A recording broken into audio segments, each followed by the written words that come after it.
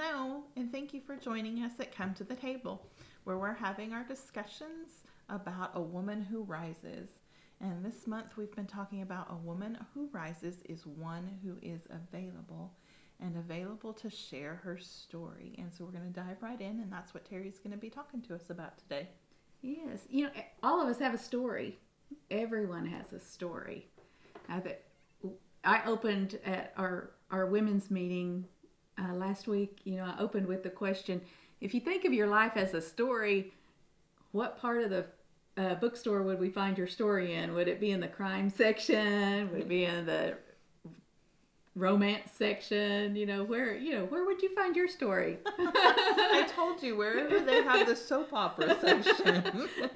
I don't even know if you could narrow my story down to one section. It'd be all over the store. But, we all have a story. And last week we learned that Jesus wants to redeem every single page of our story. We've got some good pages in our story. We've got some troublesome pages. We've got some pages we like to rip out of our story. Yeah. But Jesus wants to redeem every one of those. And so we learned that last week.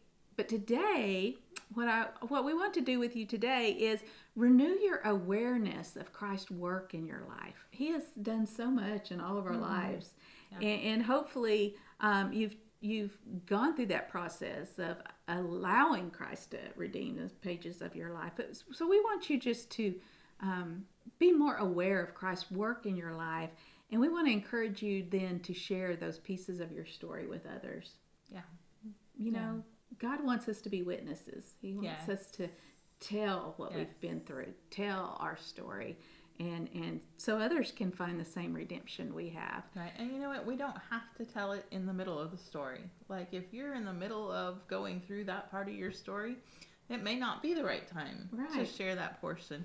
But there are things that God has brought you through. It's time to tell that story, sister. It's time to open up your mouth and share. People need to know. Yes. And what's interesting, one of the most interesting verses to me in the Bible is Revelations 12:11.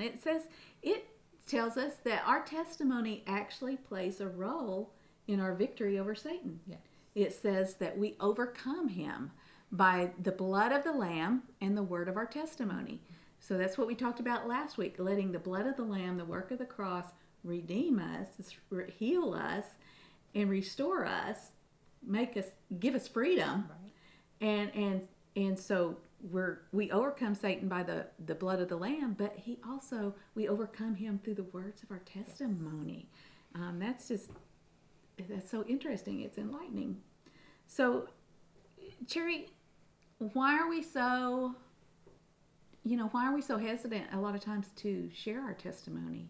Do you sometimes just fail to share your story? Well, I don't know. I probably talk too much, but I think that hasn't always been the case. I think there's a lot of reasons. We feel like somebody else probably already knows something more than we know it. I think there's a component that is the fear of rejection. Like, what if I share this with them and then they think I'm crazy, or maybe you don't think it's that big of a deal. Right.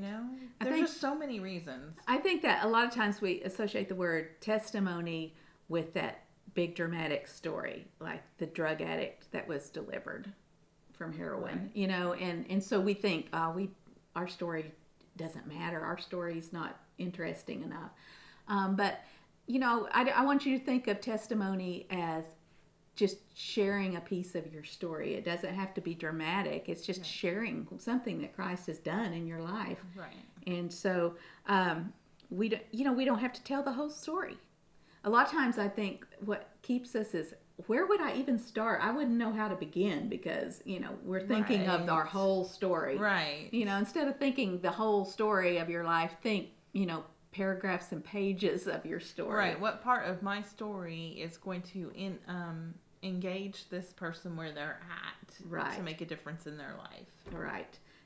What relates to what's going on in their life right now, that we're encountering them and we're having this opportunity to listen and hear part of their story. How does part of our story connect with that? Exactly. And so So we don't have to tell our whole story. And if you think about the Gospels, there's so many stories of where Jesus intersected the life of someone. Yeah. And it gives us a little snippet of that person's story and what Jesus did for them. But, that we see that Jesus healed them or gave them hope or brought restoration to them. But it doesn't tell their whole life story. It just tells that little snippet of what Christ has done for them in that moment. Right. And so that's what we're talking about today. How to use those, how to take those moments in our lives, those interactions with Jesus where he intersects our life, intersects our story, and does something. Right, exactly. And we have opportunities to share that. And every one of us have things worth telling. We have blessings. We have lessons learned. Yeah. I can tell you a lot of things not to do. Yeah. That would be not a book that we could write, but like a whole encyclopedia series. We have healed emotional wounds. We have, maybe you've experienced a physical healing or just times that particular needs were met. You had a need and Jesus met that need in that moment, whether it be an emotional need or whether it be a physical need.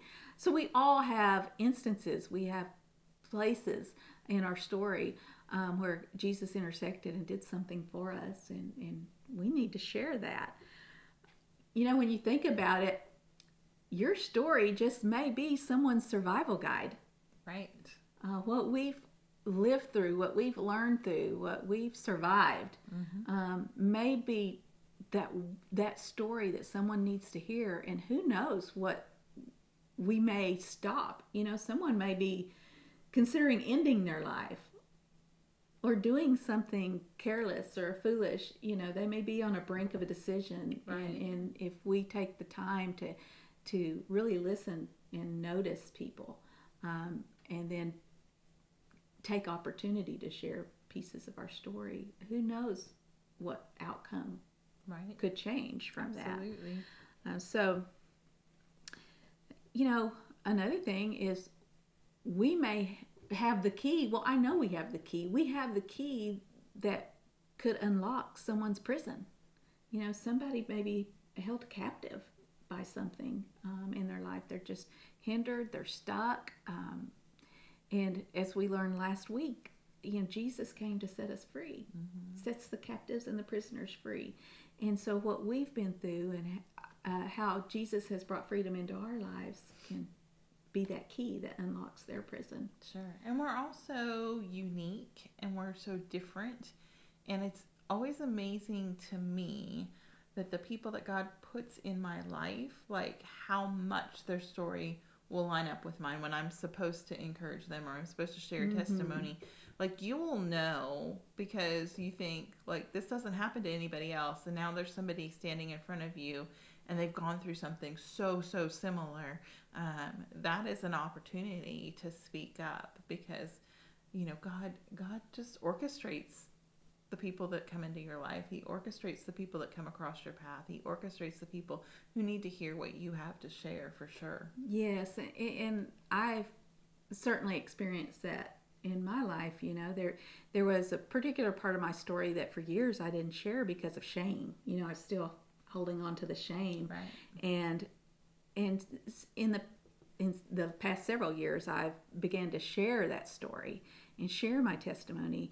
And I have countless women when I speak at engagements or teaching. I have countless women that come up and tell me they've experienced that same thing, and so and they thank me for sharing because it lets them know they're not alone. Right. Shame has that tendency to do that to us. It wants to make us feel like we're the only ones that have experienced that, but we're not alone, and we need to let other people know that they're not alone. Right. So our story matters.